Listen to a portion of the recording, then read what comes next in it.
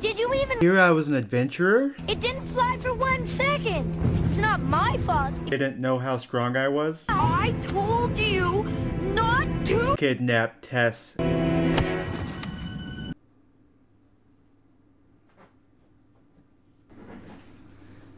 It's T-Bait 2 time. Hello, welcome back. My name is Sean, and today we are going to be picking up where we left off with The Beginning After the End, Publisher Pack 2. So I'm actually recording this for a second time because I started to edit my last video for this and realized I spent about an hour rambling about the differences between editing a full book versus episodic releases that we see with web serials, and I realized I didn't want to edit that anymore, so we're going to do it just fresh. So apologies for this being released later than I had planned, but I'm not about to spend an hour trying to decipher what I just spoke about. But getting into the review, just a general overview before we get into any spoilers, this was an interesting read. So books 1 and 2 I thought were pretty squarely in the middle of what I would consider decent progression fantasy. As I mentioned in my last video, I thought as a series at that point, it was good, it was enjoyable, it wasn't great. You suffered some problems from having such an overpowered, competent character where there wasn't a lot of places for him to go, and unless you're going to dive into the comedic aspect of that, then it's hard to really set up characters that you want to see grow, because what do you do when you're already at the top of the pinnacle and then you just find out oh, I can just have even more power, and you lose that struggle. But this book, I felt it was a little tonally disjointed, and I'm seeing Turtle Me take chances, which is cool. So I feel like just coming off books 1 and 2, it was a lot of fun to read, but I thought there were a bunch of technical problems. By the end of book 4, the last half of the section of this publisher pack, that I started to see Turtle Me start to come to his own as a writer, and it was pretty exciting for the rest of the series because I think he's starting to figure some stuff out and make that transition away from just, wish fulfillment progression fantasy and coming into something a little more grimdark, a little more epic fantasy, which I am all about. So as a general overview, and this is going to be some spoilers, so please feel free to click out if you don't want to get spoiled, is that we find ourselves with Arthur starting his new life in the Xyrus Academy. In the last 2 books, we watch Arthur just absolutely become this monster of mana and swordsmanship, where he came to his own with the new world and new powers, and was such a strong character that he was able to defeat, S-class mana beasts and hold his own against S-class adventurers. So we are taking, a 12-year-old who is already at the tippy top of the peak. Maybe he's like the 98th percentile in a world where there's very few 99th percentiles, and you're having him enrolled in a bunch of school fights and school drama, which interesting choice. But what I had found, and this is part of the thing that while I really enjoy it and goes strictly in why I consider progression fantasy to be a guilty pleasure for me, is it was very satisfying to watch low stakes, schoolyard bullies and teachers try to mess with Arthur, not realizing that he is one of the strongest walking monsters on the entire planet. So from a sheer enjoyability standpoint, it was a lot of fun. It felt like halfway through book 4 and after we start to get past the Xyrus arc that we start to see the world unfold. We're seeing a lot more world building in this book 3 and 4, and the pieces being set up for a future war, and the tone of it started to shift away from this lighthearted Arthur smacking down the bad guys, beating up the snobs, into, hey, this is getting a little darker, getting a little deeper. The end of book 3, there was a very clear shift in tone where we go oh shit, we're not in the schoolyard bully zone anymore. And you're seeing the scope and stuff push out, and the spider. I hate spiders. Okay, but you're watching the world expand out. Turtle Me did a great job of starting to build it up so that way when the war actually does take place, we actually understand more of the stakes, more of the history. It's just trying to zoom out after being so singularly focused on Arthur gaining all this power and just growing. It was a bit jarring, and especially going to the Xyrus arc, the stakes were just so low, and I would say it was more of a fun, sort of lighthearted read, and then trying to switch that into basically grimdark. It's hard to do because, we've spent at this point 3 books setting up the tone, what you're going to expect from the characters, and, having that just abrupt shift into more of a grimdark epic fantasy, I could see that pissing off a lot of fans. And actually looking at the reviews on Goodreads for this, a lot of people were really mad about this, but hey, I am all about for taking chances, and some of it didn't pay off, but by the time we get to the end of book 4 and you're starting to see, that tone having shifted for a little bit, I started actually sawing some really cool things from Turtle Me that we'll talk a bit more about in my specific positives and negatives about this books 3 and 4. But overall, it was still enjoyable, especially reading it so close to books 1 and 2, watching Arthur get to an absurd level of power, then having him run around just using it. It was really enjoyable, really fun. To get into some of the negatives that I found, and I think this is where I got lost in the weeds with my last recording, is that by doing these books as a web serial and releasing them episodically, you lose the ability to write the book as a whole.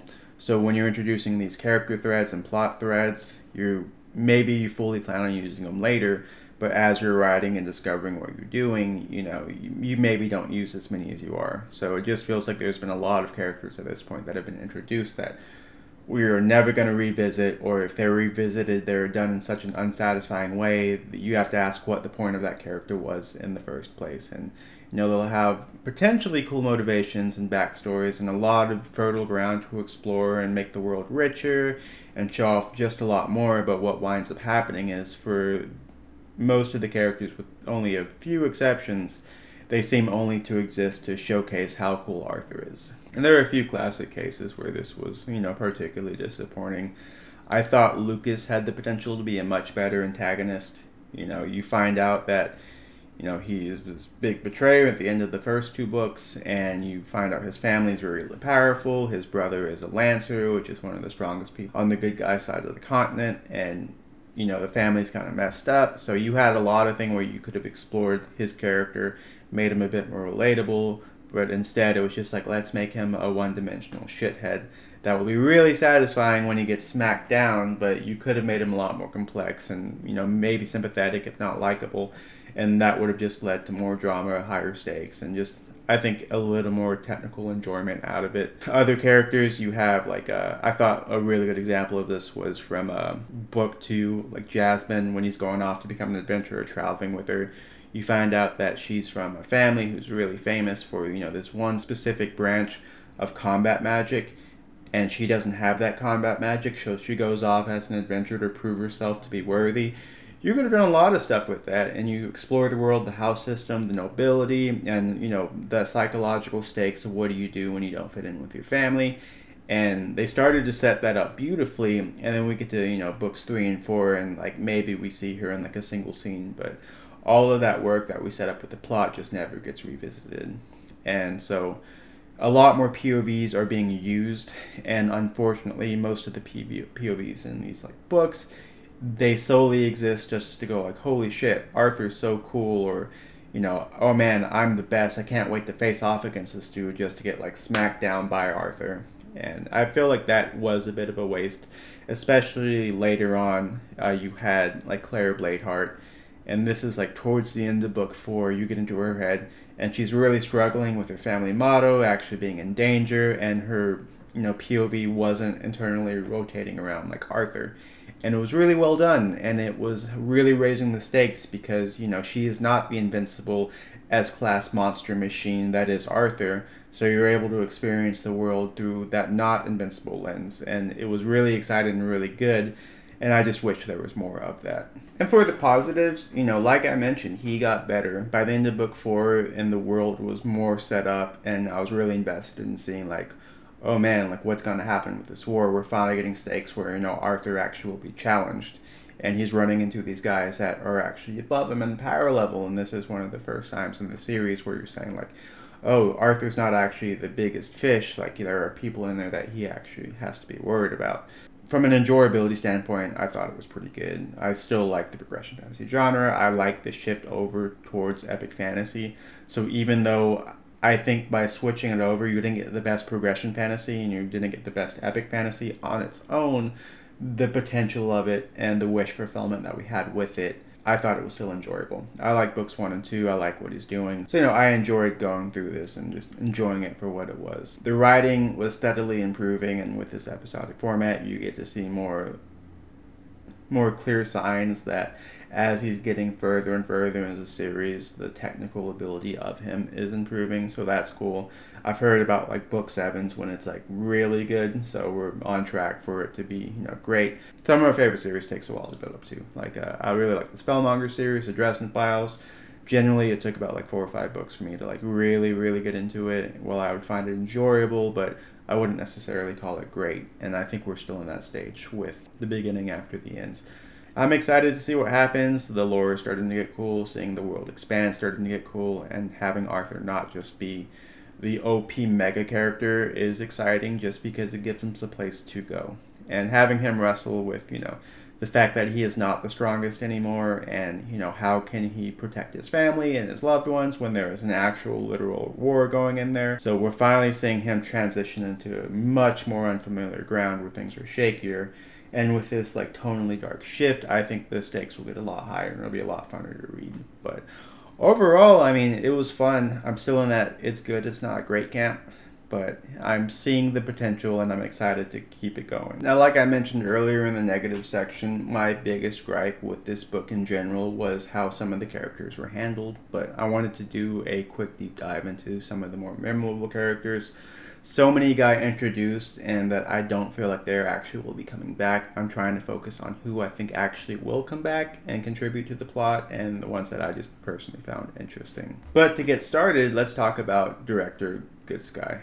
I liked her as a character. She early on in books 1 and 2 was one of the introductions that, hey, Arthur actually isn't at the top, and there is a pinnacle in this world that he doesn't know how to reach, and that's still pretty far beyond him. And I thought she was a pretty complex character. Early on, you had to wonder about her motivations, like why is she so invested in helping Arthur out? Later to find out that, hey, this mysterious continent that we're trying to prepare for war over there has been slowly infiltrating, Xyrus and all these other things for years now, was really cool to see, especially with her being a double agent. She has all these mysterious motivations and she can't just exposition dump and say what's happening because she has some sort of curse on her that's preventing her from just, spilling everything. But, her having her own motivations and her own kind of secrets in relation to like the world at large, especially with that long lost continent, was cool.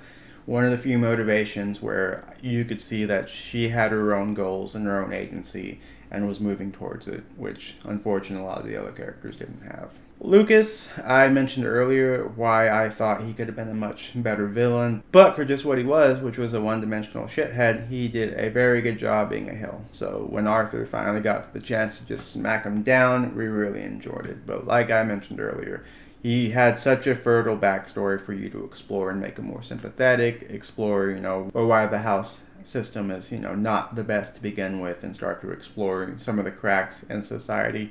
I just felt like it was a missed opportunity. Tess, I'm really curious what's going to happen with her character. I really hope that they flesh her out more, because right now she seems to just exist as a MacGuffin.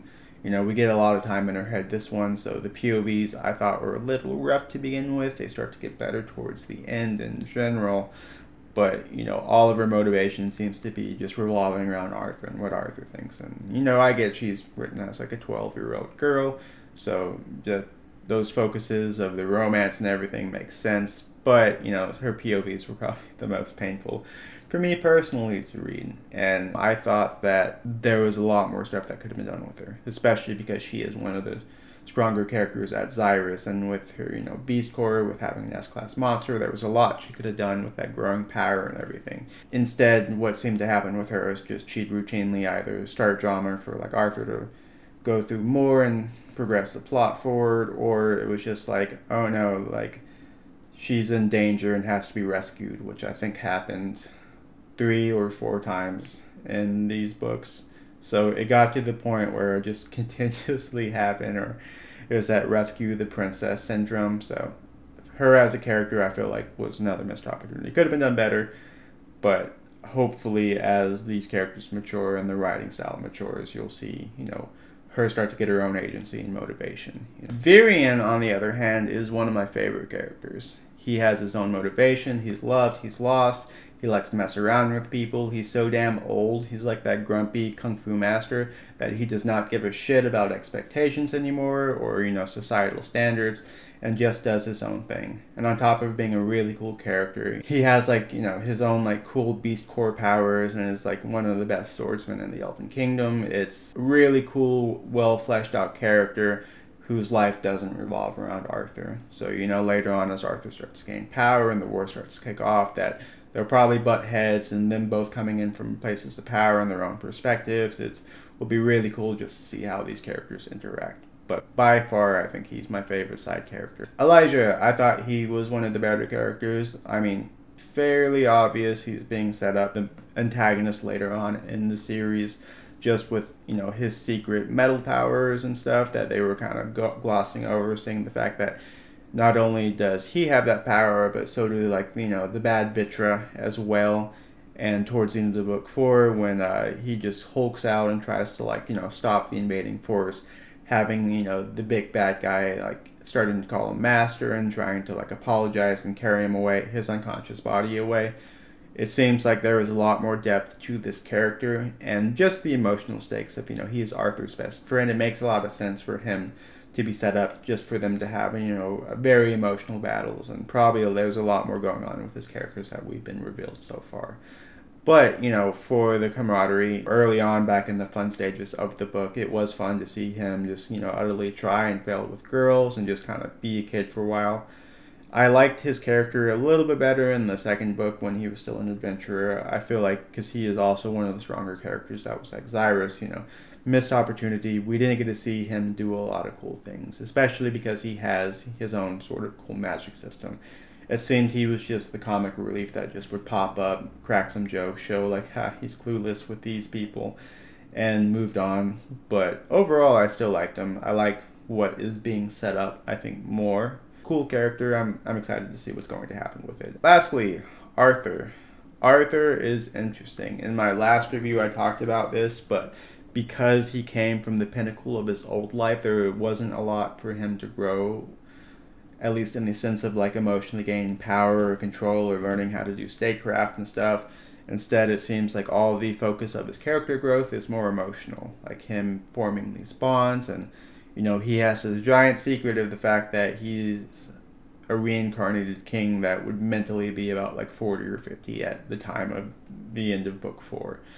So that there is probably going to be some big conflicts that are going to happen if they ever just choose to reveal that side of it, and him trying to mentally rationalize that, by the time he's 60, he'll be in the body of an 18-year-old, 20-year-old kid. Watching him in this series though, where he realizes he's no longer the biggest fish and he's actually getting into dangerous stakes, where there are beings out there that are so much more powerful for him that we can raise the stakes, is exciting though, because in the first 2 books it was he is defeating the most powerful creatures that everyone is shocked to fully know, and some of the strongest people on there are just shocked by how good he actually is, and we're constantly treated to oh well, we're not even close to where he's going to be. He's going to be stronger and stronger and stronger, and now we find that in this new world that we have set up, that he's actually a fairly small fish comparatively. To wrap everything up, I found these books enjoyable. I thought as a whole they were a bit weaker just because you're taking that chance to jump genres.